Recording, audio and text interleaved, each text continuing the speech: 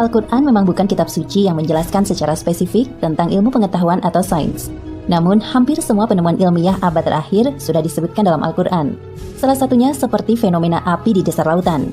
Dalam Al-Quran, surat At-Tur ayat 1 hingga 6, Allah Subhanahu wa Ta'ala berfirman, "Demi bukit dan kitab yang ditulis pada lembaran yang terbuka, dan demi Baitul Makmur, Ka'bah, dan demi surga langit yang ditinggikan, dan demi laut yang di dalam tanahnya ada api."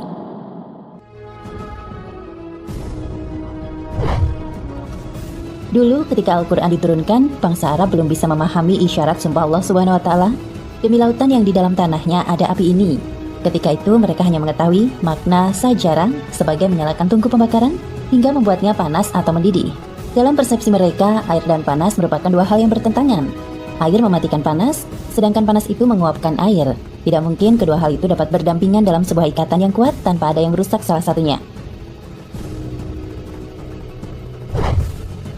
Fenomena api di dasar lautan ini pun mulai terbukti secara ilmiah ketika dua ahli geologi berkebangsaan Rusia, Anatol Zbekovic dan Yuri Bogdanov, bersama rekannya, ilmuwan Amerika Serikat, Ronald Klein, meneliti tentang kerak bumi dan patahannya di dasar laut pada pertengahan tahun 1990-an. Mereka menyelam ke dasar laut sedalam 1.750 km di lepas pantai Miami. Zbekovic bersama kedua rekannya menggunakan kapal selam canggih yang kemudian beristirahat di batu karang dasar laut. Di dasar laut itulah mereka dikejutkan dengan fenomena aliran air yang sangat panas, mengalir ke arah retakan batu. Kemudian aliran air itu disertai dengan semburan lava cair panas menyembur layaknya api di daratan, dan disertai dengan debu vulkanik layaknya asap kebakaran di daratan.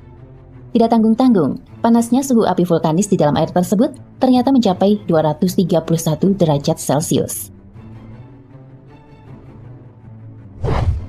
Mereka menemukan fakta bahwa fenomena alam itu terjadi akibat aliran lava vulkanis yang terjadi di dasar laut, layaknya gunung api bila di daratan. Dan kemudian mereka menemukan lebih banyak lagi gunung api aktif di bawah laut yang tersebar di seluruh lautan. Selain itu, penjelasan terkait fenomena ini juga muncul ketika para peneliti turun dan menyelam ke dasar laut dan samudra dalam rangka mencari alternatif berbagai barang tambang. Mereka dikejutkan dengan rangkaian gunung berapi atau volcanic mountain chain yang membentang berpuluh-puluh ribu kilometer di tengah-tengah seluruh samudra bumi, yang kemudian mereka sebut sebagai gunung-gunung tengah samudra. Dengan mengkaji rangkaian gunung-gunung tengah samudra ini, tampak jelas bahwa gunung-gunung tengah samudra tersebut sebagian besar terdiri dari bebatuan berapi atau volcanic rocks yang dapat meledak layaknya ledakan gunung berapi yang dahsyat melalui sebuah jaring retak yang sangat besar.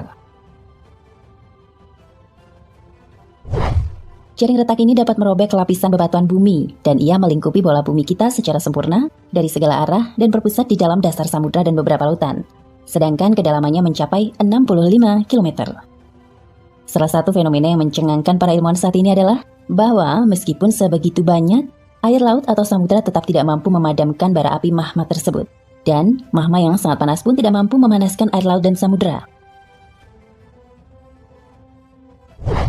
Keseimbangan dua hal yang berlawanan, air dan api di atas dasar samudra bumi, termasuk di dalamnya samudra Antartika Utara dan Selatan, dan dasar sejumlah lautan seperti Laut Merah. Fenomena retakan di dasar laut mengeluarkan lava. Lava tersebut menyebabkan air mendidih hingga suhunya lebih dari 1000 derajat Celcius. Meskipun suhu lava tersebut luar biasa tingginya, ia tidak bisa membuat air laut menguap. Dan walaupun air laut ini berlimpah ruah, ia tidak bisa memadamkan api.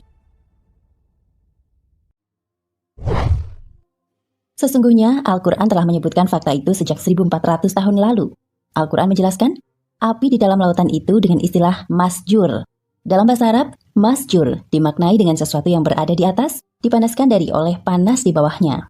Nabi Muhammad SAW pun pernah bersabda, "Tidak ada yang mengarungi lautan, kecuali orang yang berhaji, berumroh, atau orang yang berperang di jalan Allah. Sesungguhnya di bawah lautan terdapat api, dan di bawah api terdapat lautan." Hadis riwayat Abu Daud. Wallahu a'lam bishawab.